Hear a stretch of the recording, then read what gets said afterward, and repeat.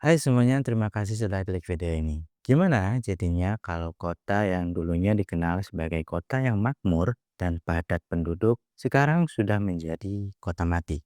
Kota itu ditinggalkan karena insiden hebat yang terjadi di sana dan banyak penduduk yang terpaksa meninggalkan kota tersebut. Seperti yang kalian lihat di judul, kali ini aku akan membahas kebakaran yang terjadi di Centralia, Pennsylvania, Amerika. Kota yang terbakar dari bawah tanah.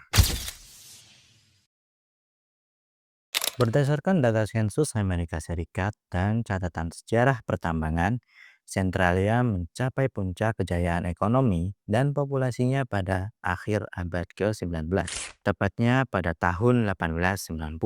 Pada tahun 1890, Centralia tercatat memiliki populasi terbanyak sepanjang sejarahnya, yaitu 2.761 jiwa. Ini adalah angka yang sangat besar untuk sebuah kota pertambangan kecil yang luasnya tidak sampai 1 mil persegi. Pada masa puncaknya, di akhir 1800-an hingga awal 1900-an, kota ini memiliki fasilitas yang cukup lengkap untuk sebuah kota kecil.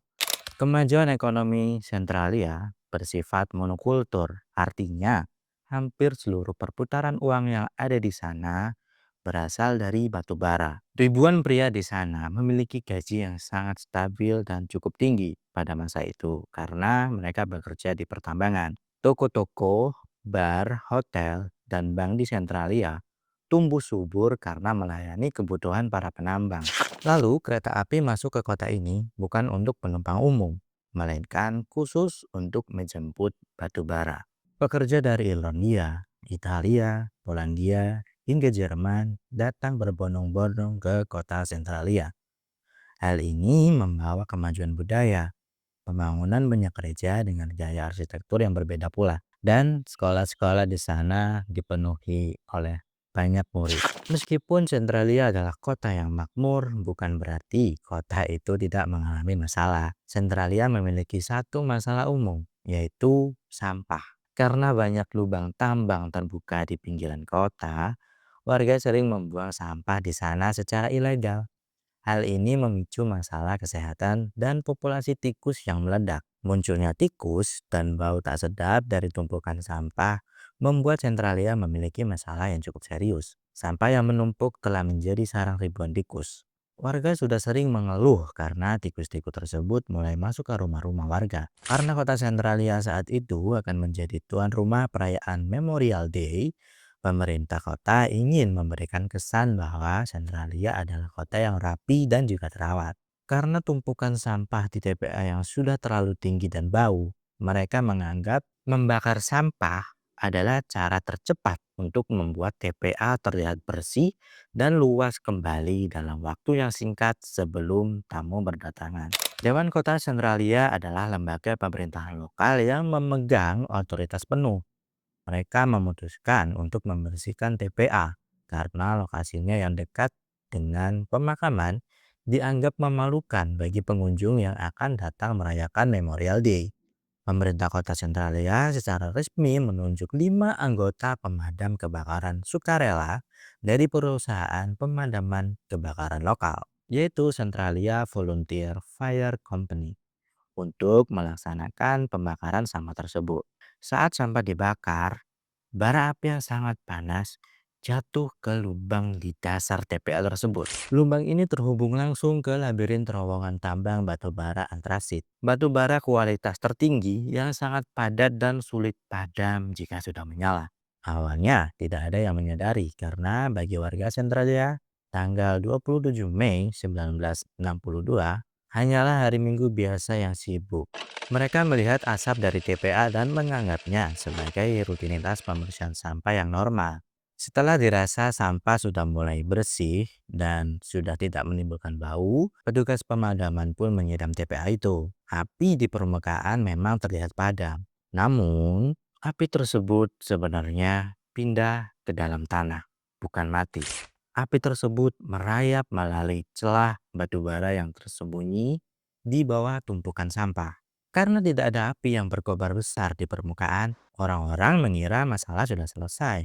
Petugas menyiram air di permukaan, tetapi api di lubang tersebut masih tetap menyala. Bencana ini tidak seperti ledakan bom yang langsung terasa dampaknya. Kerusakannya bersifat perlahan atau slow burning. Minggu pertama, warga hanya mengira bau belerang berasal dari TPA yang belum bersih. Tapi setelah diselidiki lebih lanjut, baru diketahui bahwa TPA itu berubah menjadi neraka bawah tanah karena api yang menyala dari dalam tanah. Pemerintah kota awalnya bersikap defensif. Mereka tidak segera mengumumkan bahwa api tersebut telah masuk ke dalam tambang dan membakar bagian dari dalam tanah TPA itu. Pada tahun 1962, tidak ada sensor canggih untuk memetakan api bawah tanah. Warga baru benar-benar sadar dan panik ketika beberapa tahun kemudian pemerintah mencoba menggali parit raksasa di sekitar api untuk memutuskan jalur batu bara agar api tidak merambat ke pusat kota. Namun, biaya penggalian sangat mahal.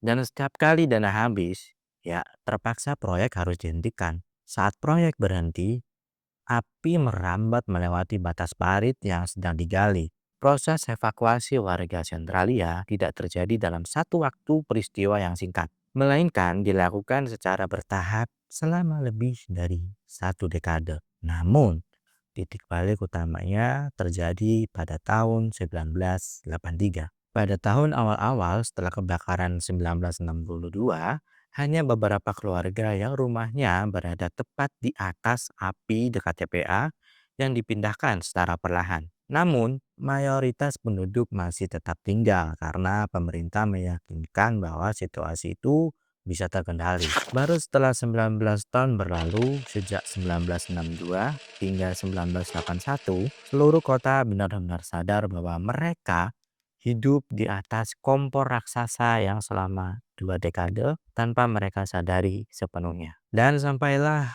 akhirnya kota Centralia dinobatkan sebagai kota mati setelah semua warganya dievakuasi oleh pemerintah.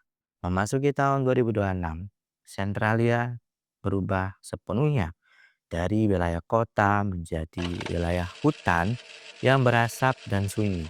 Hampir tidak ada tanda-tanda kehidupan perkotaan di sana. Kota tersebut sudah dihapus dengan sengaja oleh pemerintah berdasarkan kesepakatan hukum tahun 2013.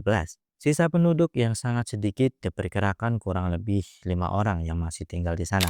Centralia kini adalah bukti nyata dari sebuah bencana lingkungan yang tidak bisa dihentikan oleh manusia. Api di bawahnya diprediksi akan terus menyala selama 250 tahun lagi dan menjadikannya salah satu tempat paling unik sekaligus mengerikan di dunia.